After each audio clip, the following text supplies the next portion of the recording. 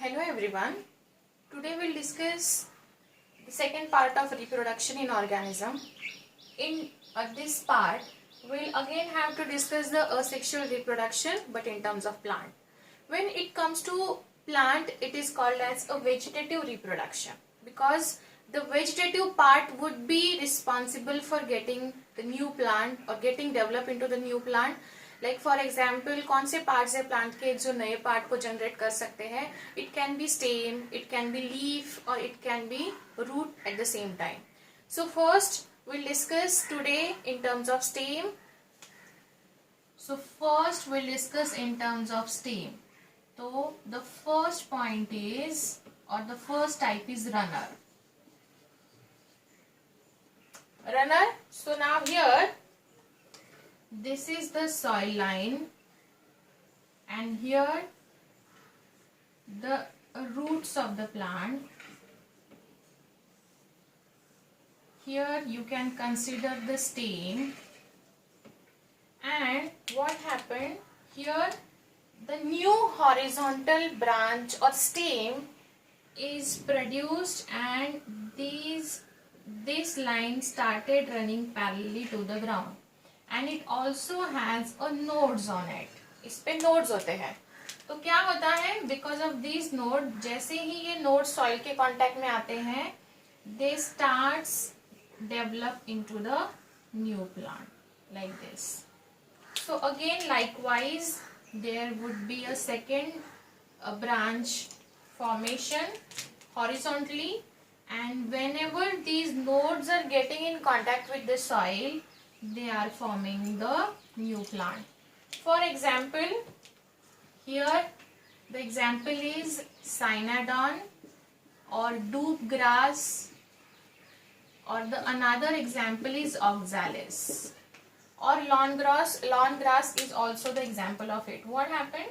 The horizontal stem is getting developed here and this has a number of nodes, and these nodes coming in contact with soil, and when they are getting their favorable condition for the germination, they starts growing into the new plant. Like today I have with me is the oxalis. Now here you can say is a elongated plant like this.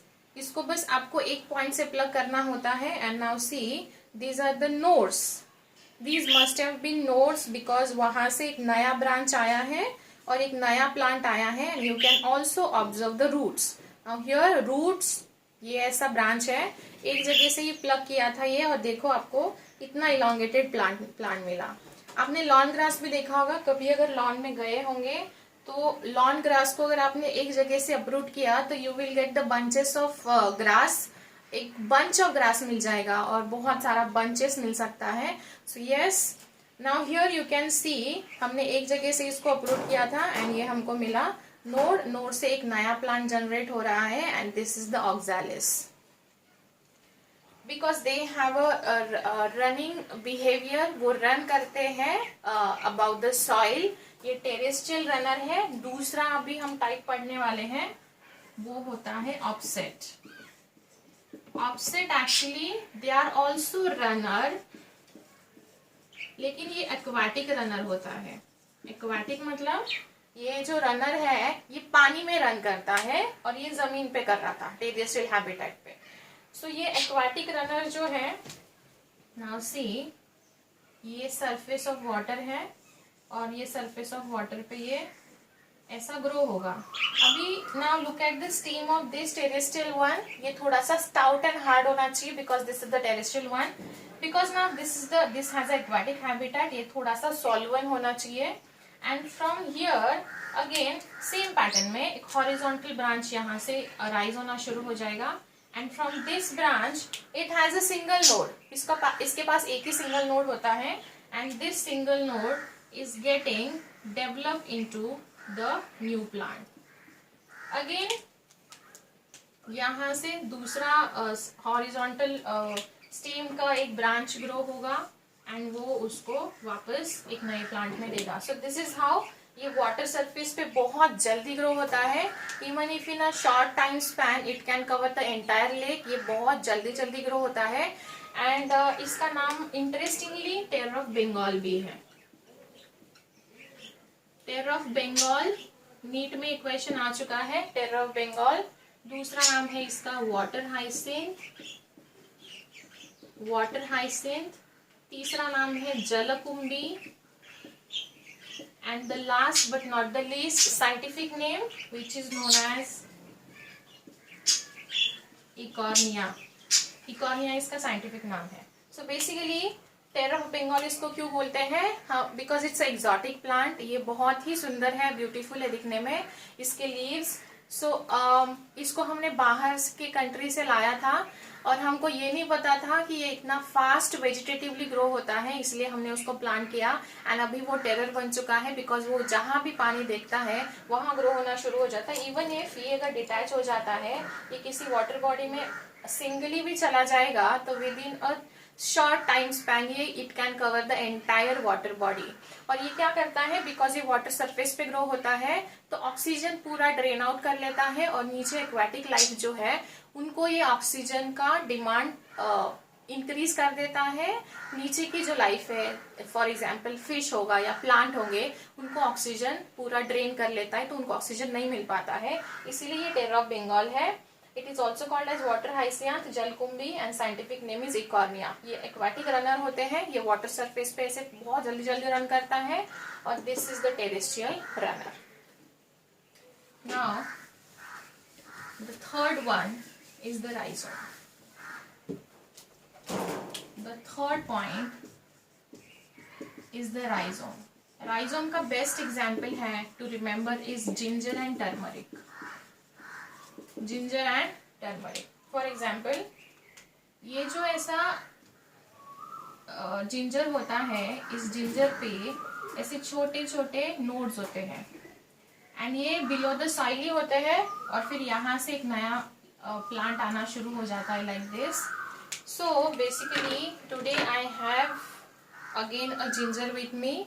यहाँ ginger है, देखो यहाँ से यहाँ एक node है, यहाँ एक नोड है, यहाँ एक नोड रहा होगा इसलिए यहाँ आया है, ये ब्रांच आया है देखो यहाँ से। तो ये ऐसे नोड्स होते हैं, ये बहुत ही ऐसे स्प्रेड अप होता है और यहाँ से ये लीफ, इसका एक ब्रांच अराइज हुआ है, यहाँ से भी स्टार्ट हुआ था। इसको अभी भी अगर हमने सॉइल में कल्टीवेट किया तो यहाँ से भी एक ब्रांच आ सकता है। So see this is the type which can considered as a rhizome, for example ginger. Now next would be, the fourth one would be the tuber. Example is potato. ये जो potato होता है इस पे ऐसे scars होते हैं, scar, और उसको हम उसके आईज बोलते हैं। आलू घर में अगर हमने ज्यादा दिन तक रखा तो it tend to sprout, yellowish sprouts आना शुरू हो जाते हैं उस पे, और वो जो स्प्राउट्स होते हैं actually these are the new future plant of the potato. So yes, this is also the underground stem का part, cultivated or reproduced vegetatively by means of stem. Now next would be, we'll discuss stolon and sucker one by one with the comparison. It should be the fifth one, sucker, and here sixth would be the stolon. Now again, it's a soil line, it's a soil line. Here in terms of sucker, what happened? It's a plant growing like this, and here also the plant growing like this. Another plant. But then दोनों के बीच में connection तो होना चाहिए, वही connection हमको difference करके पढ़ना है. Now in terms of stolon, stolon का एग्जाम्पल है स्ट्रॉबेरी. स्ट्रॉबेरी, स्ट्रॉबेरी का जो होता है it is basically about the ground. ये जो उसका कनेक्शन रहेगा ये और ये प्लांट का, that is actually connected by a horizontal branch again from the parent one, and this is the above the soil. And यहाँ this is the example is chrysanthemum. Chrysanthemum, chrysanthemum का जो ये plant है chrysanthemum, ये होता है below the soil.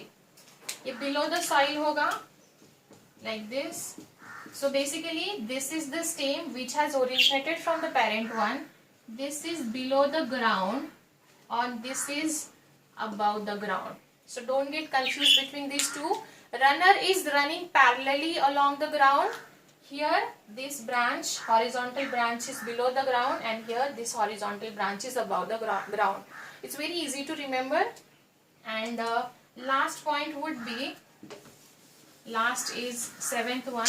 This is called as bulb. Bulb is seen in onion and garlic. They are condensed and disc-like structure. जैसे this is the onion and these are the roots.